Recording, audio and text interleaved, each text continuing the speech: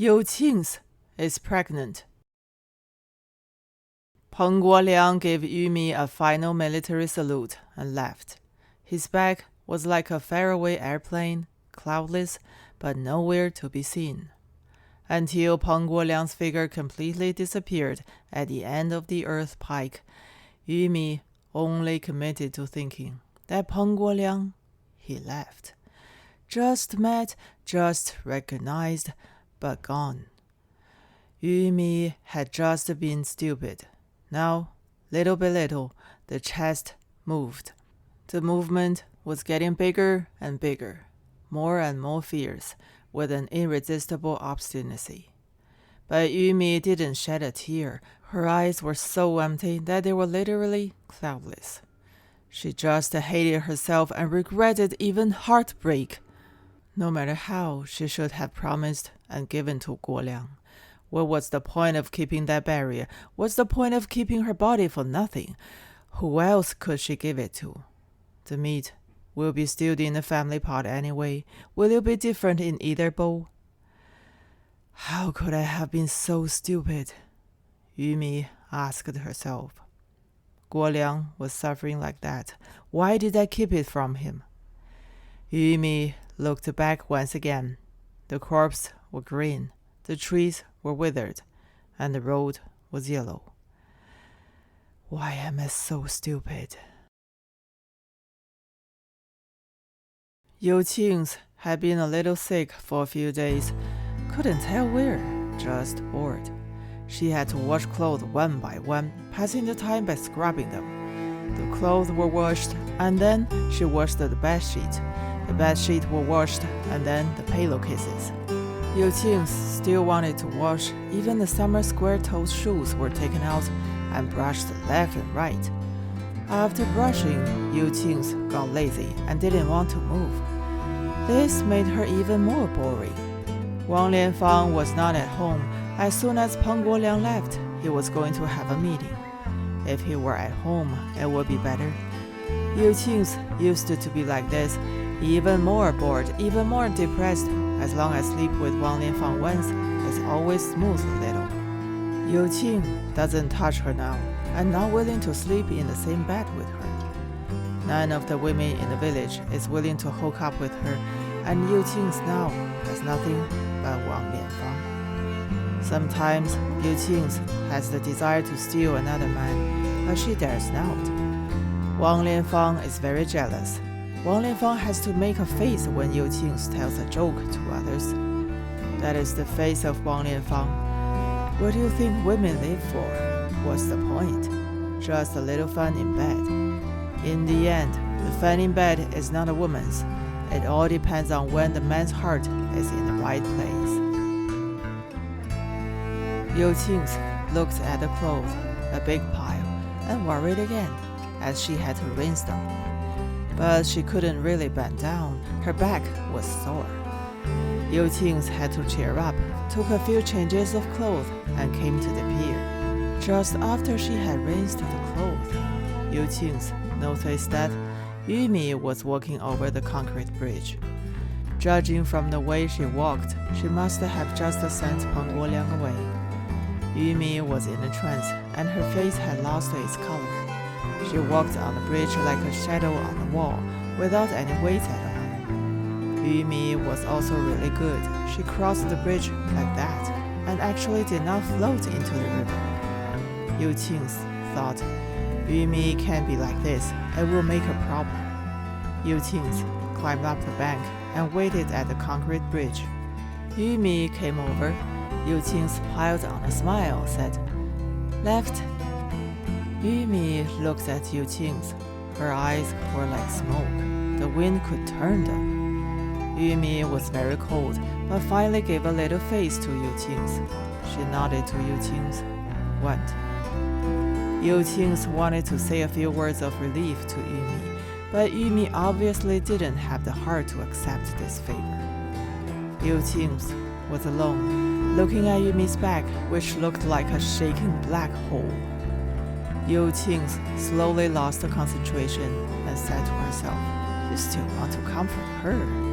no matter how she has a pilot as a fiancé, no matter how much the sadness of parting bites, eventually it is also a woman's one point of achievement, one point of luck. It's a woman's unique blessing. What do you have? You just save this heart. Rest. Forget it, you. After Yumi left, Yu Qing's ran to the back of the pigsty, stooped down, and vomited wildly. There was more soup than she had eaten in the morning. Yu Qing's pressed herself against the wall of the pigsty and opened her eyes, tears hanging from her eyelashes. Yu Qing thought, it seems to be sick, should not be so nauseous. Thinking about it, she remembered. These few days she was so uncomfortable precisely because wanting to vomit. Yu Qing's bent down and vomited out a mouthful of bitterness. Yu Qing's closed her eyes, laughed, and said in her heart, a broken thing, you make it like a pregnant a little branch secretary. The words of practicing herself woke up Yu Qing's. As more than 2 months, her relative really did not come, but she dared not to think about it in that way. But on second thought, Yu Qing's laughed, sarcased herself. Forget it, you. You're really a thing of hard-working outdoors but lazy indoors. The doctor said, yes. Yu Qing said, how is this possible? The doctor laughed and said, you are a rare woman. It's up to you to ask your man. Yu Qing's calculated the days once again. That month, Yu Qing was at a water conservancy site. The eyes of Yu Qing's are straight. No matter how dumb Yu Qing is, he is not an idiot after all. This matter can be hidden from the sky and the earth, but ultimately it cannot be hidden from Yu Qing. To keep it or not, Yu Qing's must decide for herself. Yu Qing's made a bowl of fried egg rice and watched Yu Qing eat it. She closed the door and picked up the laundry stick from behind the door. Yu Qing's put the pounding stick on the table. Yu Qing said, Yu Qing, I can be pregnant. Yu Qing was still picking at his rice and didn't understand. Yu Qing said, Yu Qing, I'm pregnant. Yu Qing said, it's Wang Lianfang's. Yu Qing understood. Yu Qing said, I dare not to have another abortion. I'm afraid I won't be able to bear your flesh and blood if I have another abortion. Yu Qing said, Yu Qing, I want to give birth. Yu Qing said, Yu Qing, if you don't agree, I will die without complaint. Yu Qing looked at the laundry stick on the table and said, if you can swallow it, you can beat me to death. With the last mouthful of rice still in his mouth, Yu Qing slapped his chopsticks on the table, his neck and gaze stalking together. Yu Qing stood up and picked up the laundry stick. Yu Qing held the laundry stick in his palm. His arm was thicker and harder than it. Yu Qing closed her eyes. When she opened them again, Yu Qing was gone. Yu Qing panicked and went out to look around. Finally, she found him in her mother-in-law's hut. Yu Qing chased him to the door of the hut and saw Yu Qing kneeling in front of her mother-in-law and said, I'm sorry to my ancestors. I'm not as good as other people with balls. The mouth of the egg-fried rice was still in the mouth of Yu Qing. At this moment, the yellow sprayed all over the ground. Yu Qing's bones were cold, and her mother-in-law looked at each other before coming back. Back at home, she found an old hemp rope from the fence, tied the live button, and threw it to the roof beams. Yu Qing pulled, and the hemp rope in her hands were very sinewy. She was relieved. Yu Qing put the buckle on her neck and stopped the weight from the bench under her feet. But the mother-in-law rushed through the door and came in. The mother-in-law is a bright woman, and as soon as she saw the look in her daughter-in-law's eyes, she immediately knew that something serious was going to happen. Her mother-in-law hugged the legs of Yu Qing's and pushed upward. Her mother-in-law shouted, "Yu Qing, quick, quick!"